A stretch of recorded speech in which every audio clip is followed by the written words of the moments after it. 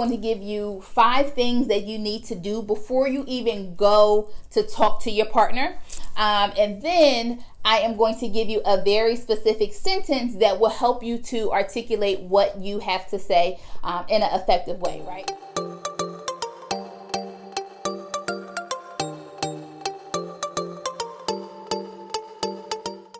Hey there, and welcome to EQ-TV. I am Erin F. Darton. I am an emotional intelligence and relationship coach, and I create content to help you become the expert of you so you can live better, love better, and be better. And we are talking about effective communication. As you know, being able to communicate effectively is so important if you are going to have a healthy relationship. But I know that this is something that a lot of people struggle with, right, for a variety of reasons. And so I know that I've talked to a lot of women and they just want their partner to know what's going on with them or realize when something, when their mood changes.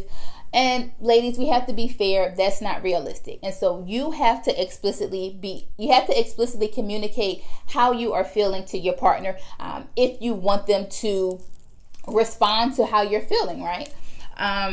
And so I am going to give you tips on how to communicate how you're feeling to your partner and to do it in an effective way. And so what I'm actually going to do is I am going to give you 5 things that you need to do before you even go to talk to your partner. And then I am going to give you a very specific sentence that will help you to articulate what you have to say in an effective way, right? Like, how many times or have you ever going to communicate with your partner or anybody for that matter, and either they take it the wrong way, they misunderstand you, or it just gets blown out of proportion, right? And when that happens, you never really get to the issue, right? Once that happens, once you get sidetracked, once you get distracted, once the conversation goes in a different direction, most times than not, you don't come back to exactly why you even wanted to talk to them, like what you were feeling, right? And so that means that your feelings go unaddressed, and that's not okay.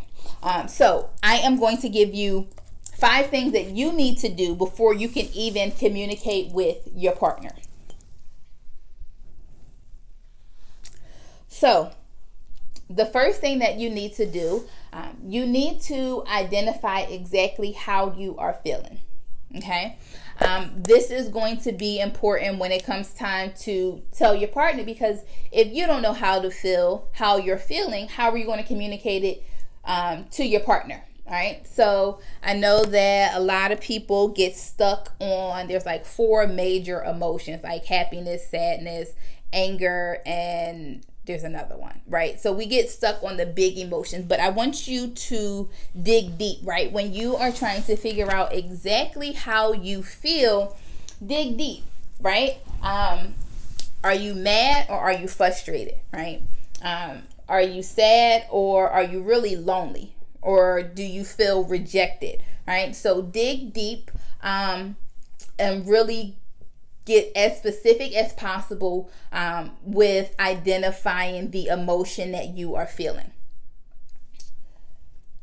The second thing that you need to do after you have identified the emotion you are experiencing, the second thing that you need to do is you need to identify the behavior or the action that triggered your feeling. Okay. Think back to when you first realized that your mood changed or your disposition shifted, right? What happened at that moment for your demeanor to change? The third thing that you need to do, you need to identify what about that action caused this emotional reaction. And I'm going to give you an example in a second, and hopefully all of this will make sense, but I want to give you all 5 things first, and then I will give you a real life example of, it playing out. So the third thing is, identify what it was about that behavior or that action that made you feel like this. The fourth thing is identify if there are any insecurities or beliefs or, if you are predisposed to feeling a certain type of way, that contributed to your feelings, right? And then once you have identified, if this is something that insecurity for you, the next thing that you need to do within that, you need to figure out if this is something that you need to work on, right? This is the whole fact versus feeling thing, right? Is how you're feeling, or the reason that you are feeling this way. Is this really a fact, or is this something that you kind of made up or came to a conclusion about? And then the last thing you need to do before you even go to communicate how you are feeling with your partner is you need to determine why you are communicating this to your partner, right? Is this a matter of you just wanting to vent? Or is it that you want them to change their behavior moving forward? And if so, you need to have an idea of what that change behavior will look like so you don't feel like this again. Does that make sense? So I'm going to give you all 5 again, and then I'm going to give you an example, and then I'll give you the sentence that you should use to communicate what you are feeling to your partner. So, number 1, before you even go to articulate how you are feeling to your partner, you need to identify the emotion you are experiencing. Number 2, you need to identify what behavior or action triggered this emotion. 3, identify what it is about that behavior or action that made you have this emotional reaction. 4, identify if there are insecurities or beliefs that contributed to your feelings and if this is something that you need to work on.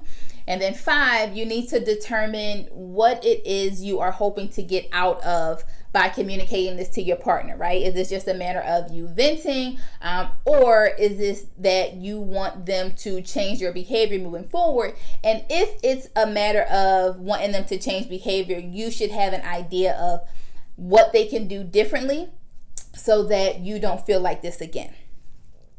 Now, let's use an example. I want to use an example from Married at First Sight.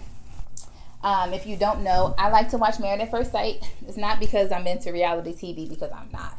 I like to watch Married at First Sight to get examples of, effective communication, or, just the different things that I try to help you guys with so that you can see, an example of what it is I'm trying to help you. And so I am going to use, or if you haven't heard of Married at First Sight, it is a show that comes on Lifetime, and single people sign up to exactly what it says, be married at first sight, right? Like, they don't meet their spouse until they are at the altar. It's crazy. And then they have, I think it's 8 weeks to decide if they want to stay together or get a divorce. And so I've been watching season 13. I'm a little bit behind. And episode 7, Zach and Michaela, they had an argument. I think that this would be a good example to show you of how to do these 5 things before you actually communicate to your partner, and the benefits of doing these 5 things before you communicate. So Zach and Michaela are having a disagreement because Zach left the apartment without saying anything to Michaela.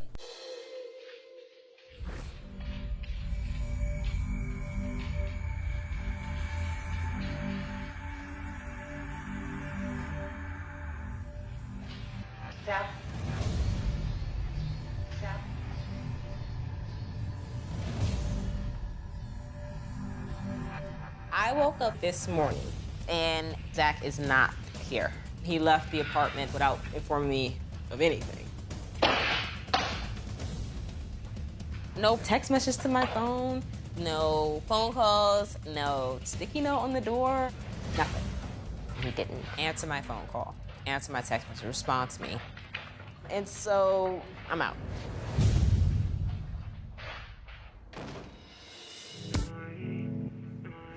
You okay? Everything good? Like, I'm fine. you sure? Yeah. Okay.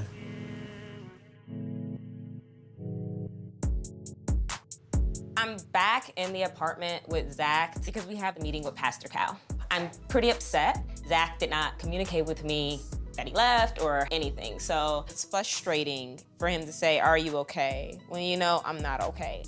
First, let's stop right there, right? She said she finds it frustrating that he's asking if she's okay, and he knows that she's not. this is exactly what I was talking about in the beginning, right? We cannot assume that somebody is going to automatically know what's wrong with us, even if he can tell that her demeanor changed, which it seems like he can.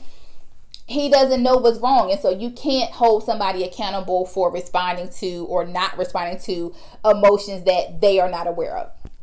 So that's that. You have to be explicit. Michaela. You really want to know what's wrong? Yeah, that's fine. Okay.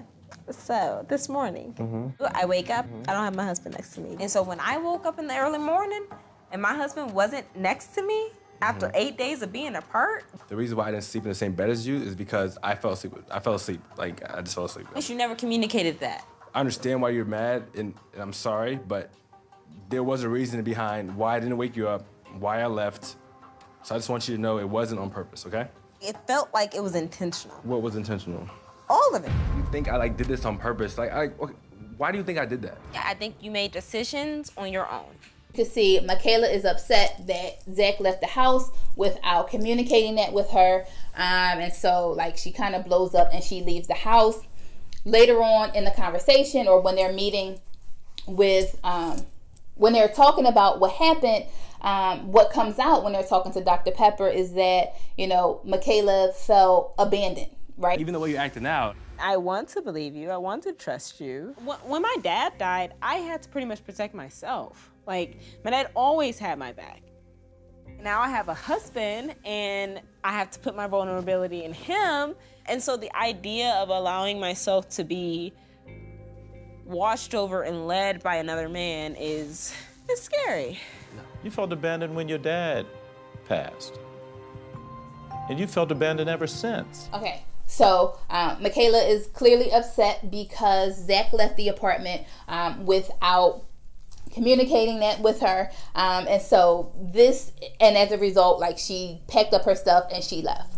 Right. And so let's go through each of these 5 things that I just told you should do before communicating to see how she could have communicated what she was saying more effectively.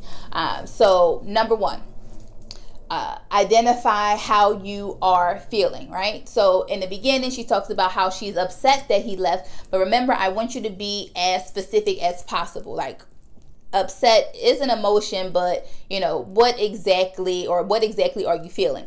And so you saw later on in the conversation when they were talking with Pastor Cal, she says that pretty much she felt abandoned. So for step 1, she would have taken the time and identify abandonment as the emotion that she is experiencing.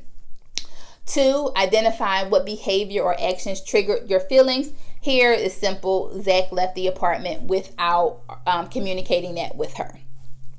3, identify what about that behavior or action made you feel like this. Later on, she was talking to Pastor Kyle, and she mentions that she does have abandonment issues as a result of unfortunately losing her father. And so, she already has these issues. And that is what made her, it made her feel like that again, right? When she woke up and Zach was not there, that was similar to the feeling she had when her father is no longer there. So that is number 3, in identifying what made her feel like that. 4, identify if there are any insecurities and beliefs that contribute to your feelings and whether or not that's something that you need to work on. So when she's talking to Pastor Kyle, she says she feels like he did it intentionally.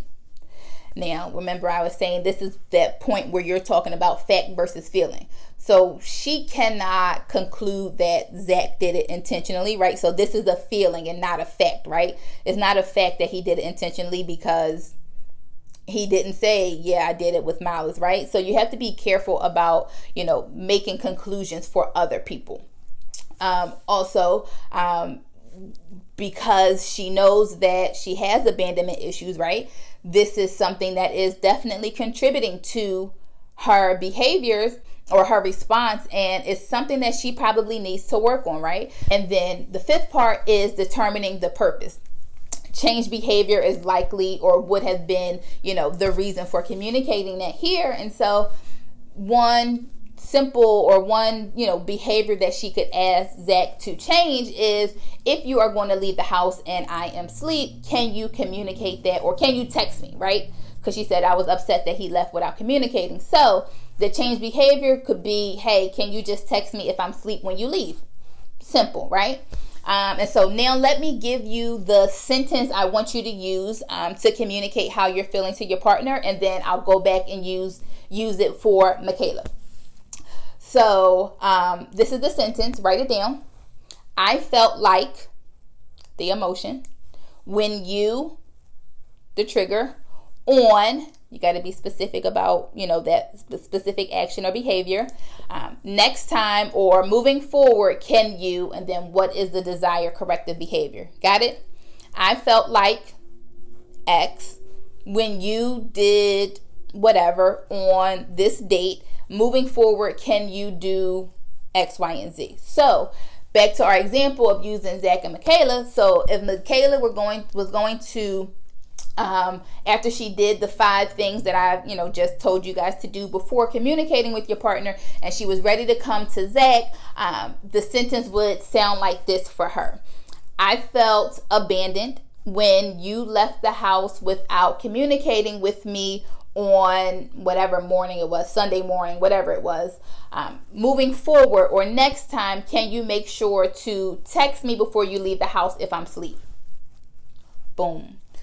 I know it sounds simple, it's going to take practice, but you can see how just that one sentence, at least as long as you do the work ahead of time and you are able to use and articulate that sentence to your partner, you can see how that would have been a lot more effective than her getting so upset and leaving the house, right? It also saves time. Again, it's not to say that her feelings are wrong. It's just about how you communicate them and your reactions and her reaction to it. So this is just one sentence that I feel like is helpful, but you have to make sure that you do those 5 things in order to communicate that sentence effectively. Comment below and let me know if you found this video to be helpful, or if there are other things that you found that you do before you have to communicate to your partner. Share this video with your partner so they can be doing the same thing, or with a girlfriend or whomever, so that we can all be working on our communication and communicating effectively. Make sure that you all are subscribed to my channel so that you don't miss out on any other content, and I will see you all next time.